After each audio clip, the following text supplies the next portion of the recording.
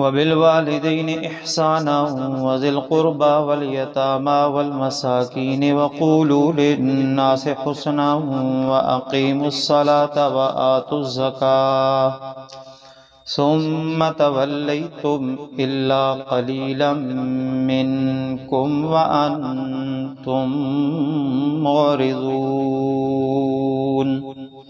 صدق الله العظيم.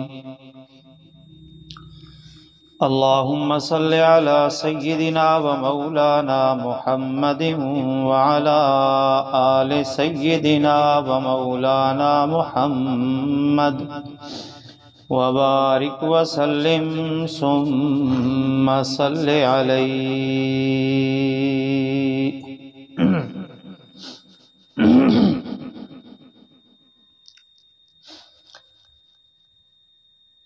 بنی اسرائیل یعنی یہودیوں کے 5 گروہوں کا ذکر ہو رہا تھا، جن میں سے 2 جماعتوں کا ذکر ہو چکا۔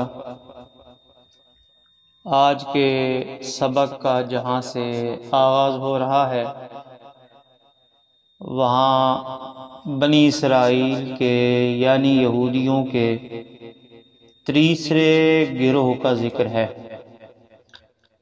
اور 3 گروہ سے مراد نبی علیہ السلام کے زمانے کے یہودی ہیں۔ اس سے پہلے ان کے آباء و اجداد کا ذکر ہوا، ان کی خرابیاں اور خباثتیں ذکر ہوئیں۔ اب اللہ فرمائیں گے صرف ان کے آباء و اجداد ہی نہیں، موجودہ زمانے کے یہودی بھی اپنے بڑوں کے نقش قدم پہ ہیں۔ اور پھر خصوصیت کے ساتھ اللہ تعالیٰ ذکر فرمائیں گے کہ میں نے ان سے کچھ باتوں کا وعدہ لیا تھا مگر ان لوگوں نے اپنا وعدہ پورا نہیں کیا۔ مثلا ان سے وعدہ لیا گیا تھا کہ آپس میں قتال نہیں کرو گے، ایک دوسرے کو قیدی نہیں بناؤ گے، ایک دوسرے کو گھروں سے نہیں نکالو گے، جلا وطن نہیں کرو گے، لیکن ان لوگوں نے اپنے وعدے کو پورا نہیں کیا۔ دوسری خرابی اللہ ان کی ذکر کریں گے کہ یہ کچھ باتوں پر عمل کرتے ہیں اور شریعت کے کچھ احکام کو چھوڑ دیتے ہیں۔ مثلا یہی بات کہ انہیں کہا گیا تھا کہ آپس میں نہیں لڑنا، ایک دوسرے کو جلا وطن نہیں کرنا، اس پہ عمل نہیں کرتے تھے۔ ہاں البتہ جنگ کے دوران اگر کوئی قیدی ہو جاتا پھر فدیہ دے کے اسے چھڑوا لیتے تھے اور کہتے تھے کہ ہم تورات پہ عمل کر رہے ہیں۔ تو اللہ تعالیٰ ان کا شکوہ کرتے ہوئے فرمائیں گے افتؤمنون ببعض الکتاب وتکفرون ببعض، یہ تمہارا کیسا اسلام اور دین ہے کہ بعض باتوں پر عمل کرتے ہو اور بعض دوسری باتوں کا انکار کرتے ہو۔ فرمایا وَإِذْ أَخَذْنَا، اور یاد کرو اس وقت کو جب اخذنا لیا تھا ہم نے میثاق بنی اسرائیل، بنی اسرائیل سے پکا وعدہ۔ وعدے کی پہلی شک یہ تھی لا تعبدون الا اللہ، کہ تم نہیں عبادت کرو گے مگر صرف اللہ پاک کی۔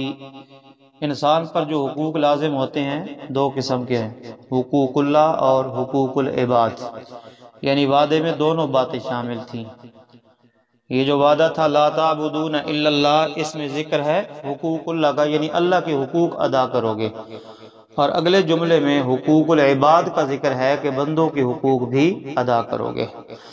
وَبِالْوَالِدَيْنِ إِحْسَانًا، اور ہم نے وعدہ لیا تھا کہ والدین کے ساتھ اچھا سلوک کرو گے، اور قریبی رشتہ داروں کے ساتھ بھی، اور یتیموں کے ساتھ اور مسکینوں کے ساتھ۔ وَقُولُوا لِلنَّاسِ حُسْنًا، اور کہو گے تم لوگوں سے، یعنی کرو گے تم لوگوں سے حسناً، اچھے اخلاق سے باتیں۔ وَأَقِيمُوا الصَّلَاةَ، اور قائم کرو گے تم نماز۔ وَآتُوا الزَّكَاةَ، اور دو گے تم زکوٰۃ۔ جب وعدے کے اندر موجود چیزوں کا ذکر ہوا تو پہلے کہا لا تعبدون الا اللہ، تم عبادت صرف اللہ کی کرو گے۔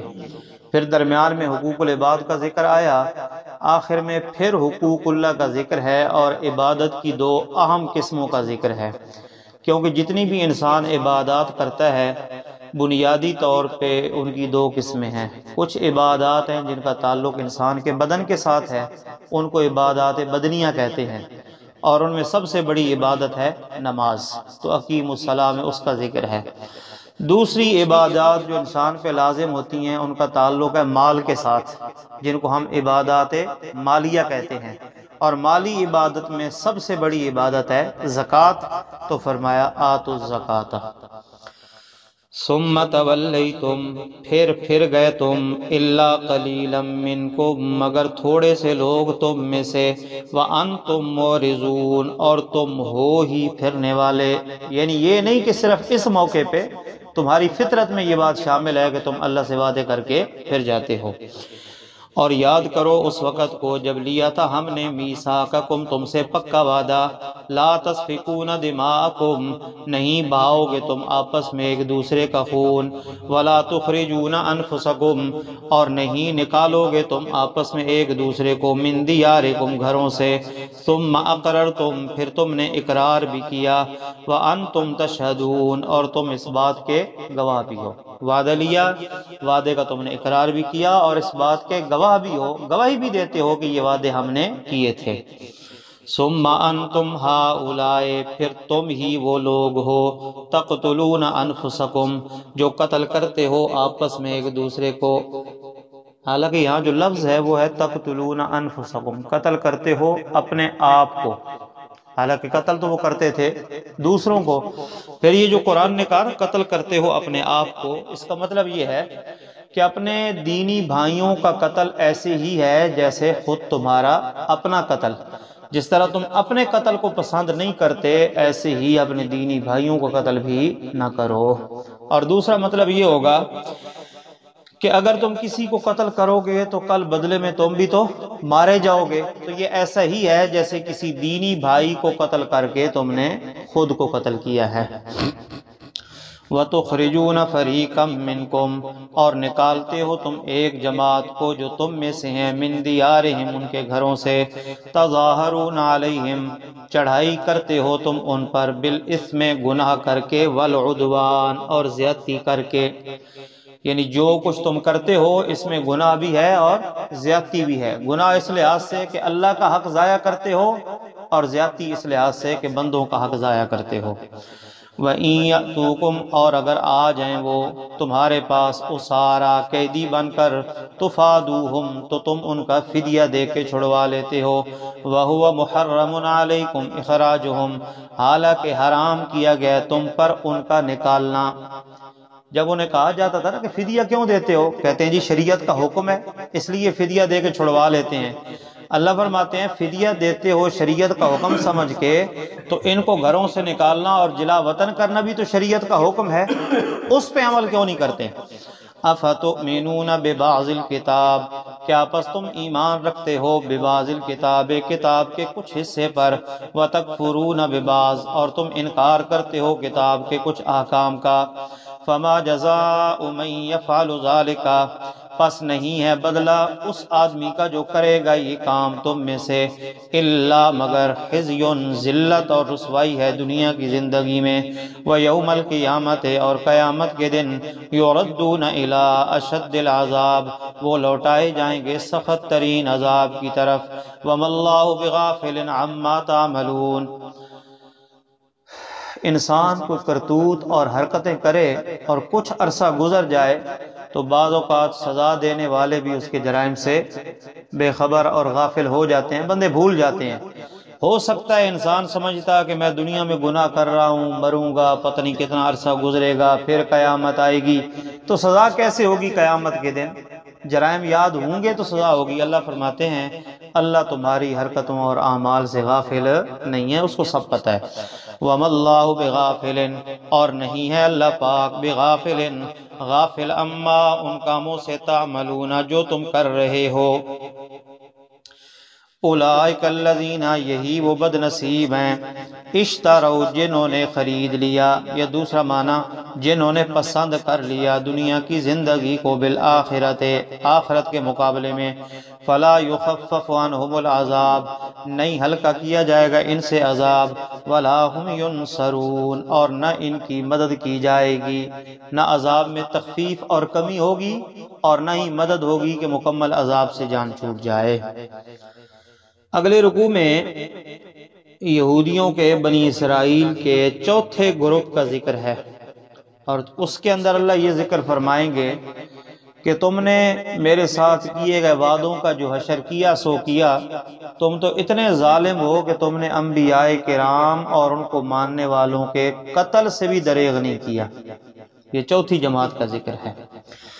وَلَقَدْ آتَيْنَا، اور البتہ تحقیق، آتینا، دی تھی ہم نے، موسیٰ علیہ السلام کو کتاب یعنی تورات، وقفینا، اور لگاتار بھیجے ہم نے، من بعدہ، ان کے بعد، بالرسل، کئی رسول، وآتینا، اور دی تھی ہم نے عیسیٰ ابن مریم کو، البینات، واضح معجزات، وَأَيَّدْنَاهُ، اور ہم نے مدد کی تھی اس کی، روح القدس یعنی جبرائیل کے ساتھ، چونکہ عیسائی خاص طور پہ حضرت عیسیٰ علیہ السلام کو الہ، معبود سمجھتے تھے، تو اللہ نے فرمایا وہ تو خود ہماری مدد کے محتاج تھے، بھلا وہ تمہارے الہ کیسے ہو سکتے ہیں۔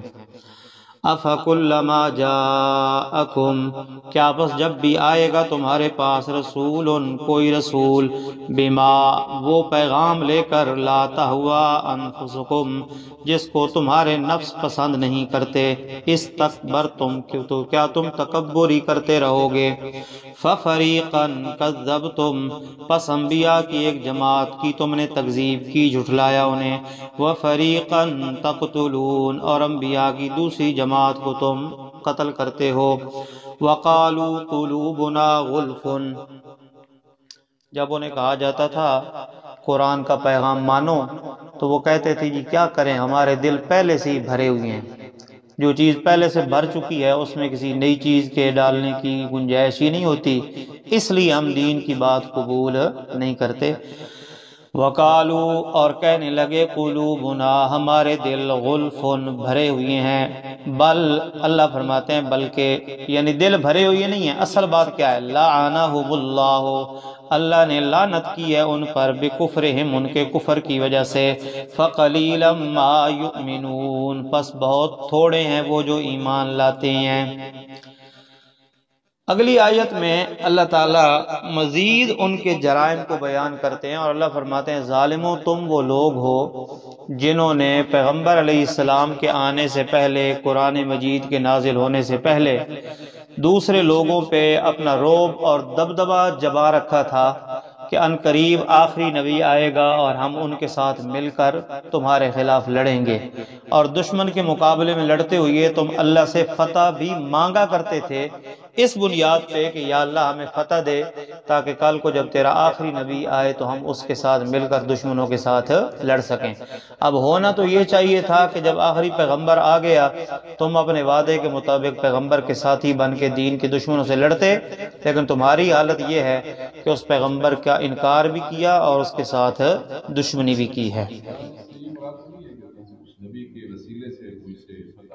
نہیں، تو کوئی معنی نہیں ہے، یستفتحون کا لفظی معنی ہے فتح طلب کرنا، لیکن وسیلہ وصولت تو یہاں کسی لفظ کا معنی نہیں ہے۔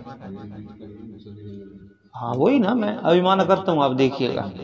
وَلَمَّا جَاءَهُمْ، اور جب آ گئی ان کے پاس، کتاب من عند اللہ، اللہ کی جانب سے، کتاب بھی ایسی، مصدق لما معکم، جو تصدیق کرنے والی تھی اس کتاب کی جو ان کے پاس تھی، وَكَانُوا مِن قَبْلُ، اور تھے وہ اس کتاب کے آنے سے پہلے، یستفتحون، فتح طلب کرتے اور کہتے تھے کہ یا اللہ ہمیں فتح اس لیے دے تاکہ کل کو جب تیرا پیغمبر اور آخری کتاب آئے تو ہم ان کے ساتھ مل کر لڑ سکیں۔ لکھنے والے تو خیر بہت کچھ لکھتے ہیں نا، لیکن لفظ آپ کے سامنے ہیں قرآن مجید کے، یہاں تو بالکل اشارتاً بھی کوئی ایسا لفظ نہیں ہے۔ فلما جاءہم، پس جب آ گئی وہ کتاب ان کے پاس، ما عرفو، جس کو پہچانتے تھے، کفروا بہ، تو اس کا انکار کر بیٹھے، فلعنت اللہ علی الکافرین، پس اللہ کی لعنت ہو کافروں پر، بئس ما، کس قدر بری ہے وہ چیز، اشتروا بہ انفسہم، جس کے بدلے میں انہوں نے بیچ ڈالا اپنے آپ کو، ان یکفروا، یعنی یہ کہ انکار کیا انہوں نے اس کتاب کا جس کو اللہ نے اتارا، بغیاً، ضد کی وجہ سے۔ ضد کیا تھی؟ حضرت ابراہیم علیہ السلام کے دو بیٹے تھے، حضرت اسماعیل اور حضرت اسحاق۔ اللہ تعالیٰ نے حضرت ابراہیم کے بعد جتنے نبی بھیجے وہ سارے حضرت اسحاق کی اولاد میں تھے۔ یہودیوں کا خیال یہ تھا کہ نبی آخر الزماں حضور اکرم صلی اللہ علیہ وسلم بھی حضرت اسحاق کی اولاد میں سے ہوں گے، لیکن اللہ تعالیٰ نے حضرت اسماعیل کی اولاد میں سے بھیج دیا۔ بس اس بنیاد پہ انہیں ضد اور عداوت ہو گئی کہ ایسا کیوں ہوا۔ اللہ فرماتے ہیں یہ اللہ کا کلام ہے، اللہ کی مرضی ہے جس پہ نازل کر دے، اس میں جھگڑنے والی کون سی بات ہے؟ اس سے پہلے سارے حضرت اسحاق کی اولاد میں سے آتے رہے، اب آخری پیغمبر حضرت اسماعیل کی اولاد میں سے آ گیا۔ یہ اللہ کا فضل ہے، جس پہ چاہتا ہے وہ کرتا رہتا ہے۔ ان ينزل اللہ من فضلہ، یہ کہ اللہ نازل کرتا ہے اپنا فضل، علی من یشاء، جس پر چاہتا ہے اپنے بندوں میں سے، فباؤوا بغضب، پس لوٹے وہ اللہ کا غضب در غضب لے کر، وللکافرین عذاب مہین، اور کافروں کے لیے ذلت والا عذاب ہے۔ وَإِذَا قِيلَ لَهُمْ آمِنُوا، اور جب کہا جاتا ہے ان سے ایمان لاؤ اس کتاب پر جو اللہ نے اتاری، قالوا، تو کہتے ہیں، نؤمنو، ہم ایمان لائیں گے اس کتاب پر جو ہم پہ نازل کی گئی، اور وہ انکار کرتے ہیں اس کے علاوہ باقی کتابوں کا، حالانکہ وہ کتابیں بھی حق اور سچ ہیں، یعنی قرآن، مصدقا لما معہم، صرف سچی نہیں بلکہ وہ تصدیق کرنے والی ہے اس کتاب کی جو ان کے پاس ہے۔ جب کہا جاتا تھا قرآن پہ ایمان لاؤ تو کہتے جی ہم تو صرف تورات کو مانیں گے اور کسی کتاب پر ہم ایمان نہیں لائیں گے۔ اللہ تعالیٰ فرماتے ہیں اگر تمہارا تورات پر بھی صحیح معنوں میں ایمان ہوتا تو اسی تورات میں قرآن مجید پر ایمان کی خبر موجود ہے، پھر اگر تمہارا تورات پہ عمل ہوتا تو اس بات پہ بھی تمہارا عمل ہوتا۔ پھر دوسری بات، تمہارا یہ کہنا کہ ہم تورات پہ ایمان رکھتے ہیں یہ بھی غلط ہے، کیونکہ تورات کے مضامین اور قرآن کے مضامین، توحید، رسالت، قیامت ایک جیسے ہیں۔ اگر تمہارا تورات پہ یقین ہوتا تو تم قرآن کو بھی ضرور مانتے۔ تیسری بات، اللہ فرماتے ہیں اگر تمہارا یہ دعویٰ سچا ہوتا کہ تمہارا ایمان ہے تو پھر انبیاء کو قتل کیوں کرتے ہو؟ تورات کے اندر تو انبیاء کے قتل سے منع کیا گیا ہے، حالانکہ تم نے کئی انبیاء کو قتل کیا۔ یہ اس بات کی دلیل ہے کہ تمہارا ایمان تورات پہ بھی نہیں ہے۔ قل، فرما دیجئے، فلم تقتلون، پس کیوں قتل کرتے رہے ہو تم انبیاء اللہ، اللہ کے نبیوں کو، اس سے پہلے اگر تم ایمان والے ہو۔ وَلَقَدْ جَاءَكُم مُوسَىٰ بِالْبَيِّنَاتِ، اور البتہ تحقیق آئے تھے تمہارے پاس موسیٰ علیہ السلام واضح دلائل لے کر۔ اگر تمہارا تورات پہ عمل ہے تو پھر بچڑے کی عبادت کیوں کرتے رہے؟ اس لیے تمہارا یہ دعویٰ سچا نہیں ہے کہ تورات پہ ایمان ہے۔ ثم، پھر بھی، اتخذتم العجل، بنا لیا تھا تم نے بچڑے کو اپنا معبود، من بعدہ، اس کے بعد بھی، وانتم ظالمون، اور تم ظلم کرنے والے تھے۔ اور یاد کرو اس وقت کو جب لیا تھا ہم نے تم سے پکا وعدہ، اور اٹھایا تھا ہم نے تمہارے اوپر طور پہاڑ کو، اور ہم نے کہا تھا خذوا ما آتیناکم، لے لو قوت اور طاقت کے ساتھ، یعنی عمل کرو وہ کتاب جو ہم نے تمہیں دی ہے، واسمعوا، اور دل سے سنو، قالوا، تو انہوں نے کہا تھا سمعنا، ہم نے سنا، وعصینا، اور ہم نے نافرمانی کی۔ سنا یعنی زبانی کہتے تھے ہم نے سن لیا، لیکن حقیقت یہ تھی کہ عصینا، وہ نافرمانی کرتے تھے۔ جب موسیٰ علیہ السلام تورات لائے تھے اس کے بعد یہ رفع طور والا واقعہ پیش ہے؟ جی، جب انکار کیا تھا عمل کرنے سے، پھر ان کو طور اوپر لائے گا، کہو عمل کرو گے یا نہیں کرو گے؟ کہا جی کریں گے۔ اس کے بعد وَأُشْرِبُوا فِي قُلُوبِهِمْ، اور ڈال دی گئی یا پلا دی گئی ان کے دلوں کے اندر بچھڑے کی محبت، بِكُفْرِهِمْ، ان کے کفر کی وجہ سے۔ قل، فرما دیجئے، بِئْسَ مَا يَأْمُرُكُمْ بِهِ ایمانُكُمْ، کس قدر بری ہے وہ چیز جس کا تمہارا ایمان تمہیں حکم دیتا ہے اگر تم ایمان والے ہو۔ اگلی آیات میں ان کی ایک اور خرابی کا ذکر ہے۔ یہود و نصارہ کا دعویٰ یہ تھا کہ جنت میں صرف ہم جائیں گے۔ یہودی اپنی جگہ پہ، عیسائی اپنی جگہ پہ یہ دعویٰ کرتے تھے کہ جنت صرف ہمارے لیے ہے، باقی دنیا جنت میں نہیں جا سکتی۔ جنت میں جانے کے لیے یہودی کہتے یہودی ہونا ضروری ہے، اور عیسائی کہتے تھے عیسائی ہونا ضروری ہے۔ ان آیات میں اللہ تعالیٰ ان کا منہ بند کرنے کے لیے فرما رہے ہیں اگر تم اپنی بات میں سچے ہو تو پھر جنت میں جانے کے لیے تو مرنا ضروری ہے، مرنے کے بغیر تو کوئی جنت میں نہیں جا سکتا۔ پھر اللہ سے موت مانگو تاکہ مرو اور جنت میں جاؤ، لیکن اللہ ساتھ ہی فرماتے ہیں ویسے مرتے مر جائیں گے لیکن اپنے منہ سے، اپنی زبان سے اپنی موت نہیں مانگیں گے، کیونکہ ان کو اپنے کرتوتوں کا پتہ ہے، اور ان کو یہ بھی پتہ ہے کہ مرنے کے بعد ہمارے ساتھ کیا ہونے والا ہے۔ تیسری آیت میں اللہ فرمائیں گے موت کی تمنا کرنا تو رہا ایک طرف، موت یہ کیا مانگیں گے، ان کی حالت تو یہ ہے کہ دنیا کے تمام لوگوں سے زیادہ حریص زندگی پر یہی ہیں، سب سے زیادہ حرص ان میں ہے زیادہ زندہ رہنے کی۔ حتیٰ کہ مشرکین مکہ جو قیامت کے منکر ہیں، جن کا یہ عقیدہ اور نظریہ ہے کہ ہماری یہی زندگی ہے، اس کے بعد کوئی زندگی نہیں ہے، تو ان کے اندر تو زندگی کی تمنا زیادہ ہونی چاہیے نا، کیونکہ ان کے پاس تو ایک ہی زندگی ہے۔ لیکن یہ یہود و نصارہ، خصوصاً یہودی مشرکین مکہ سے بھی زیادہ اس دنیا والی زندگی کے حریص ہیں۔ نبی کریم صلی اللہ علیہ وسلم نے بھی اسی حوالے سے فرمایا تھا نا کہ ابن آدم بوڑھا ہو جاتا ہے مگر اس کی دو چیزیں، دو خواہشیں جوان رہتی ہیں، الحرص علی المال والحرص علی العمر، ایک مال کی لالچ اور ایک زندگی کی لالچ۔ مرتا مر جاتا ہے لیکن پیسہ اور عمر وہ ہمیشہ زیادہ ہی چاہتا ہے۔ قل آپ فرما دیجئے ان کانت لکم الدار الآخرہ، اگر آخرت کا گھر ہے تمہارے لیے اللہ کے ہاں خاص طور پہ باقی لوگوں کو چھوڑ کر، تو پھر فتمنوا الموت، موت کی تمنا کرو، ان کنتم صادقین، اگر تم سچے ہو، ولن یتمنوہ ابدا، اور وہ ہرگز کبھی بھی تمنا نہیں کریں گے موت کی، بما، بسبب ان کاموں کے جن کو آگے بھیجا ان کے ہاتھوں نے۔ ویسے تو انسان جسم کے مختلف اعضاء سے گناہ کرتا ہے، لیکن عام طور پہ قرآن مجید کے اندر ہاتھوں کا ذکر ملتا ہے۔ اس کی بڑی وجہ یہ ہے کہ کوئی چیز آگے کرنے کے لیے بندہ ہاتھوں کا سہارا لیتا ہے، اور دوسری وجہ یہ ہے کہ انسان جتنے بھی گناہ کرتا ہے ان میں کہیں نہ کہیں ہاتھوں کا دخل ضرور ہوتا ہے۔ واللہ علیم بالظالمین، اور اللہ تعالیٰ خوب جانتا ہے ظلم کرنے والوں کو۔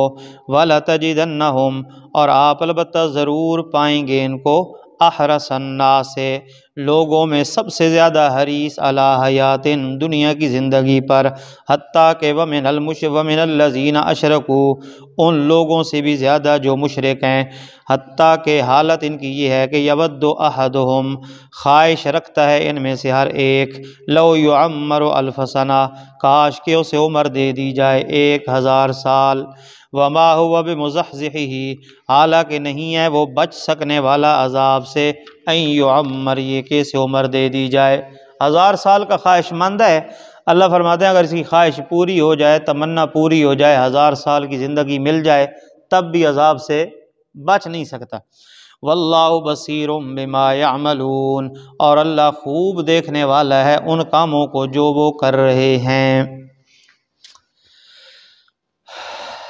اگلی آیت میں ان کے ایک فضول سے شبہ اور بات کا اللہ تعالیٰ نے جواب دیا ہے۔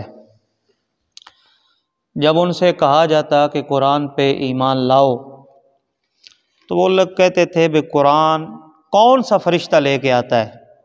کہا گیا جبرائیل امین، کہتے اوہو یہ تو ہمارا دشمن ہے، اس نے تو ہمارے آباء و اجداد پہ مختلف قسم کے عذاب اس کے ہاتھوں سے آئے ہیں، اور اس لیے جی ہم قرآن کو نہیں مان سکتے۔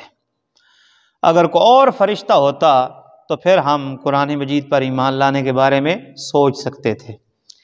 اللہ تعالیٰ نے اس کا ذکر کیا اور جواب دیا، فرمایا جو کوئی فرشتوں کا، رسولوں کا، یا خصوصاً جبرائیل وغیرہ کا دشمن ہے تو اسے یہ بات یاد رکھنی چاہیے کہ اللہ بھی ایسوں کا دشمن ہی ہے۔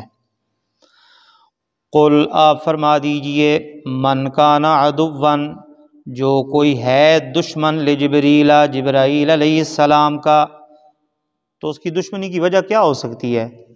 یہ تو کوئی وجہ نہیں جو تم ذکر کر رہے ہو، کیونکہ عذاب بھیجنے والی ذات تو اللہ پاک کی ہے، جبرائیل تو ایک واسطہ بنا تھا۔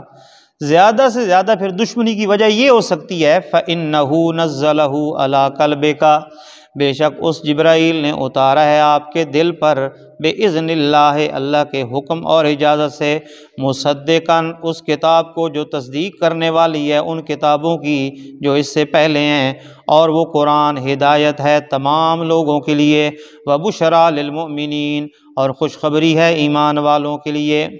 من کان عدوا للہ جو کوئی ہے دشمن اللہ پاک کا اور اس کے فرشتوں کا اور اس کے رسولوں کا اور جبرائیل و میکائیل کا، تو اسے سن لینا چاہیے فإن اللہ عدو للکافرین، بے شک اللہ پاک دشمن ہے کافر لوگوں کا۔ وَلَقَدْ أَنزَلْنَا إِلَيْكَ آيَاتٍ بَيِّنَاتٍ اور البتہ تحقیق نازل کی ہیں ہم نے آپ کی طرف بالکل واضح آیات، وَمَا يَكْفُرُ بِهَا إِلَّا الْفَاسِقُونَ اور نہیں انکار کرتے ان آیات کا مگر حد انسانیت سے نکلنے والے لوگ۔ أَوَكُلَّمَا عَاهَدُوا عَهْدًا کیا جب بھی وہ وعدہ کریں گے کوئی وعدہ، نَبَذَهُ فَرِيقٌ مِّنْهُمْ تو توڑ دیتا ہے ایک فریق ان میں سے، بل اکثرهم لا يؤمنون بلکہ ان میں سے اکثر ایسے ہیں جو ایمان نہیں رکھتے۔ وَلَمَّا جَاءَهُمْ رَسُولٌ اور جب آ گیا ان کے پاس عظمت والا رسول، من عند اللہ اللہ کی جانب سے، مصدقن اور وہ رسول تصدیق کرنے والا تھا، سچ بتانے والا تھا اس کتاب کو جو ان کے پاس ہے، نبذ فریقن تو پھینک دیا ان لوگوں میں سے ایک جماعت نے جن کو کتاب دی گئی، کتاب اللہ اللہ کی کتاب کو، وراء ظہورہم اپنی پیٹھ پیچھے۔ کتاب کو پیٹھ پیچھے پھینکنے کا مطلب یہ ہے جس طرح کو بندہ اپنی پیٹھ کے پیچھے پھینک دے اس چیز کی اسے پرواہ نہیں ہوتی، جب بندہ پھینکتا ہے تو وہ پانی میں گرے، زمین پہ گرے، مٹی پہ گرے، جہاں گرے کوئی پرواہ نہیں ہوتی۔ مطلب یہ ہے پھینکنے کا کہ انہوں نے اللہ کی کتاب کی پرواہ چھوڑ دی تھی۔ کأنہم لا یعلمون گویا کہ وہ جانتی نہیں ہے کہ اللہ کی کتاب کی عظمت کیا ہے۔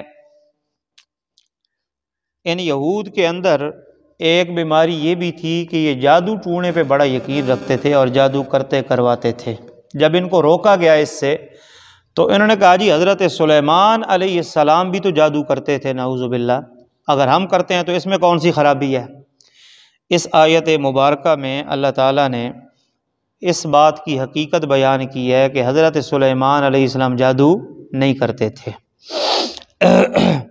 جادو کے بارے میں حضرت شاہ ولی اللہ محدث دہلوی رحمہ اللہ فرماتے ہیں کہ اس کی 13 اقسام ہیں جادو کی، اور ہر قسم کے اندر غیر اللہ کی ندا اور پکار ہوتی ہے، اور وہ فرماتے ہیں کہ جادو کی یہ 13 اقسام بالکل ناجائز، حرام اور کفر ہے، کرنے والا کروانے والا دونوں دائرہ اسلام سے خارج ہے۔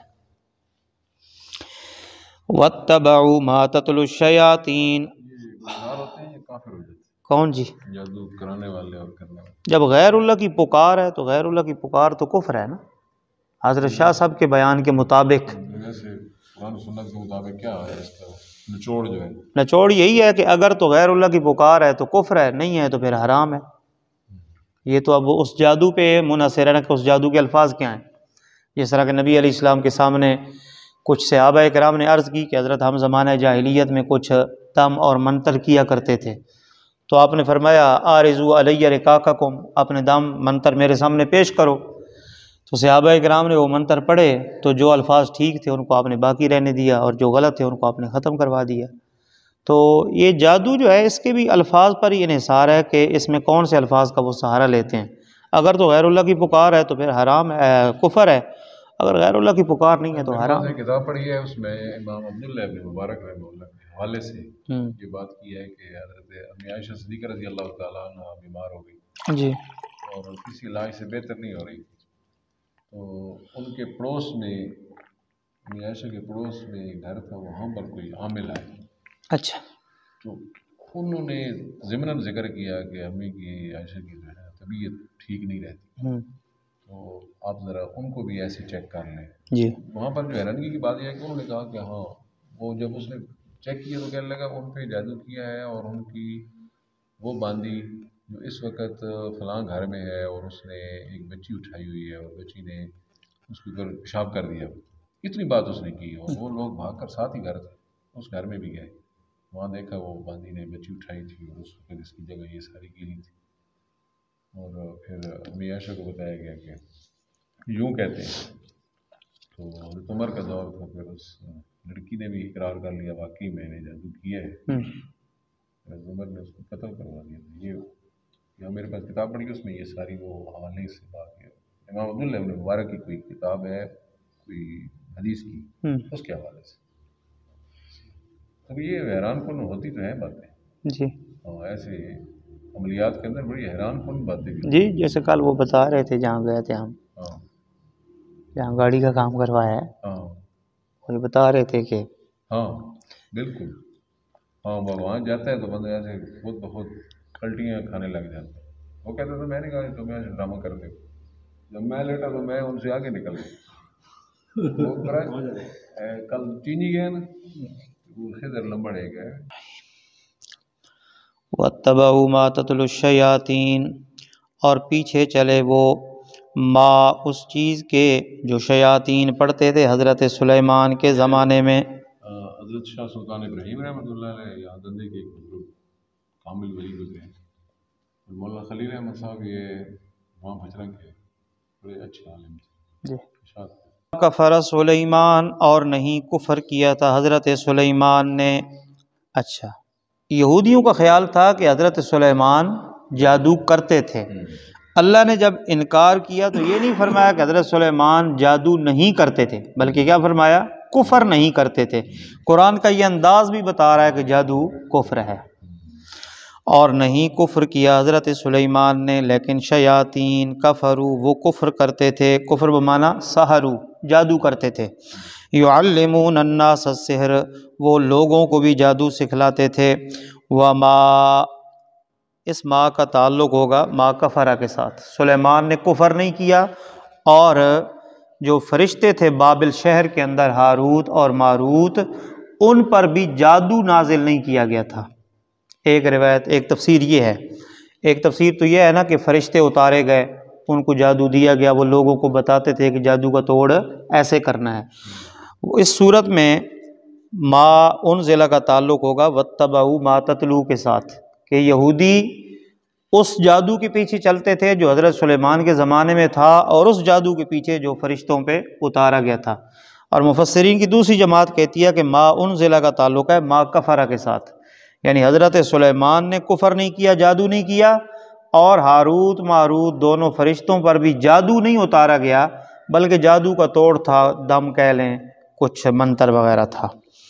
وما انزل علی الملکین، اور نہیں اتارا گیا دو فرشتوں پر بابل شہر یعنی ہاروت ماروت پر، وما یعلمان من احد، اور نہیں وہ سکھلاتے تھے کسی ایک کو، یہاں تک کہ وہ دونوں احتیاطاً کہہ دیتے تھے بے شک ہم تو آزمائش ہیں، پس تو کفر نہ کر۔ یہ بار بار جادو کے بارے میں کفر کا لفظ آ رہا ہے، معلوم یہی ہوتا ہے کہ جادو کفر ہی ہے۔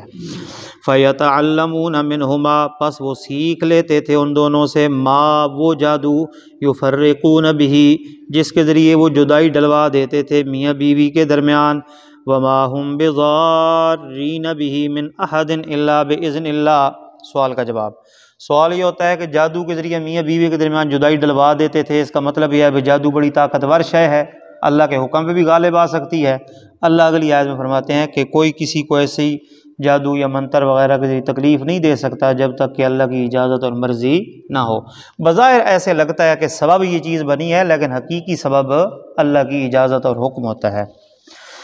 اور نہیں تھے وہ جادو کے ذریعے تکلیف دے سکنے والے کسی ایک کو، الا باذن اللہ، مگر اللہ کے حکم سے، وَيَتَعَلَّمُونَ، اور وہ سیکھتے تھے، ما وہ جادو جو ان کو نقصان دیتا تھا اور نفع نہیں دیتا تھا، وَلَقَدْ عَلِمُوا، اور البتہ تحقیق اچھی طرح وہ جان چکے تھے، لَمَنِ اشْتَرَاهُ، کہ جو کوئی اس کو لے گا ما لہ فی الآخرۃ من خلاق تو اس کا آخرت میں کوئی حصہ نہیں ہوگا، وَلَبِئْسَ مَا شَرَوْا اور البتہ بہت برا تھا وہ جادو جس کے بدلے میں بیچ ڈالا انہوں نے اپنے آپ کو، کاش کہ وہ جان لیتے اور اگر بے شک وہ ایمان لے آتے اور اللہ سے ڈرنے لگ جاتے، لَمَثُوبَةٌ تو البتہ ثواب اللہ کی جانب سے، خیرٌ وہ بہت بہتر تھا، لَوْ كَانُوا يَعْلَمُونَ کاش کہ وہ لوگ جان لیتے۔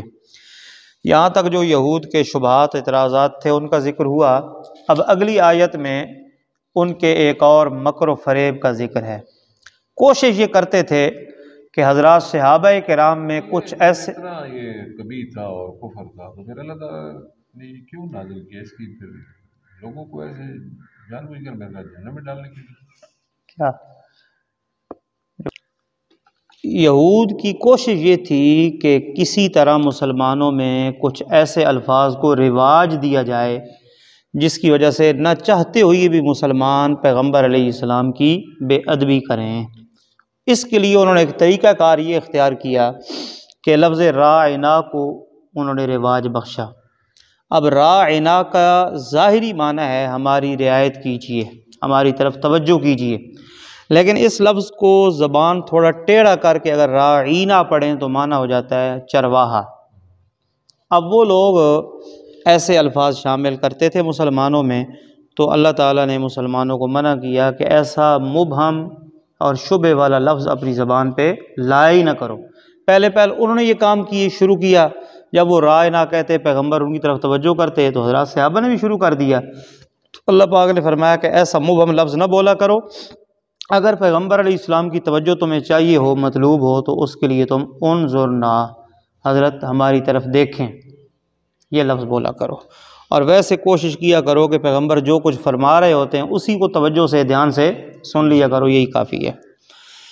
یا ایھا الذین آمنوا اے ایمان والو لا تقولوا راعنا نہ کہا کرو راعنا کا لفظ، وقولوا اور کہا کرو انظرنا کا لفظ، واسمعوا اور توجہ سے سنا کرو۔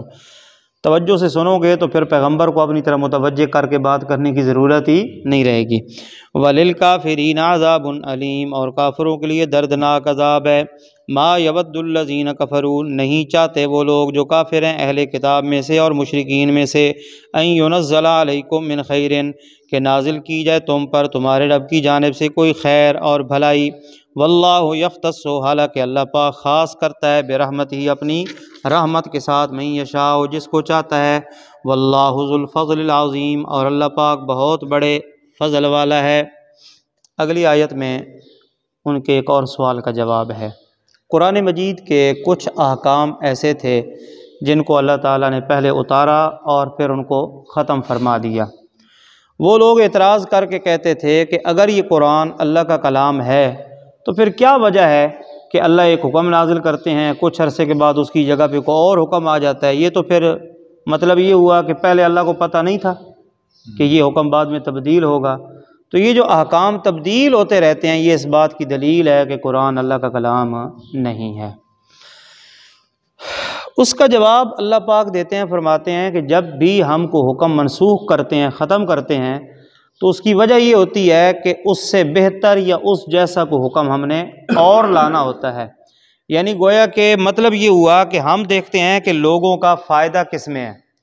یہ بالکل ایسی ہے جیسے کوئی مریض آدمی کسی ڈاکٹر کے پاس جائے، ڈاکٹر ایک دوائی اس کے لیے تجویز کرتا ہے اور ڈاکٹر کو اس وقت بھی پتہ ہوتا ہے کہ بعد میں میں نے یہ دوائی تبدیل کرنی ہے، اور بعد میں جب وہ تبدیل کر کے کوئی بہتر دوائی دیتا ہے تو اس کا مطلب یہ نہیں ہوتا کہ ڈاکٹر اپنے شعبے میں کم علم ہے یا ناقص ہے، بلکہ اسے پتہ ہوتا ہے کہ پہلے مریض کو کون سی دوائی دینی چاہیے اور پھر تبدیل کر کے کون سی دینی چاہیے۔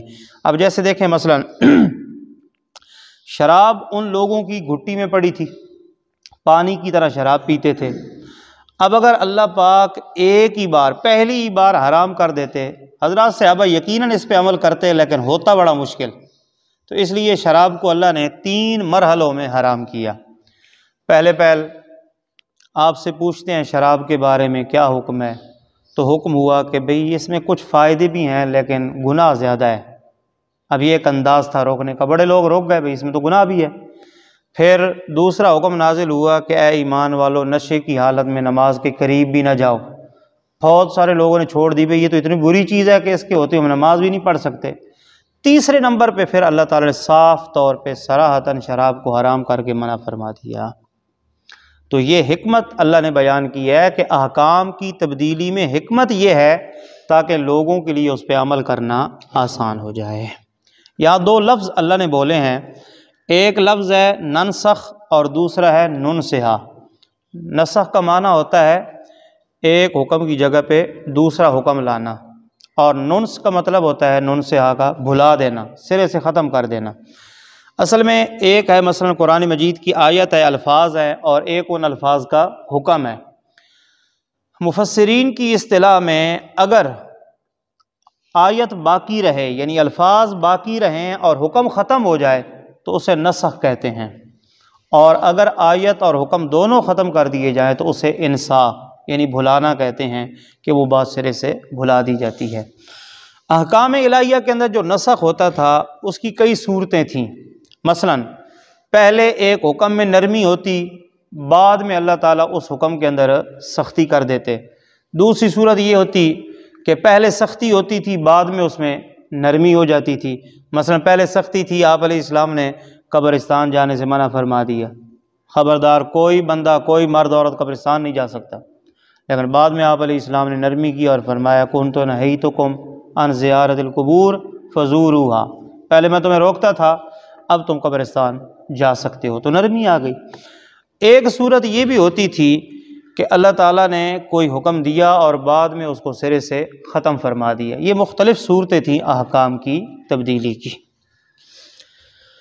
ما ننسخ من آیت او ننسہا، جو بھی منسوخ کرتے ہیں ہم کوئی آیت یا بھلا دیتے ہیں تو لے آتے ہیں ہم اس سے بہتر، او مثلہا یا اس جیسی۔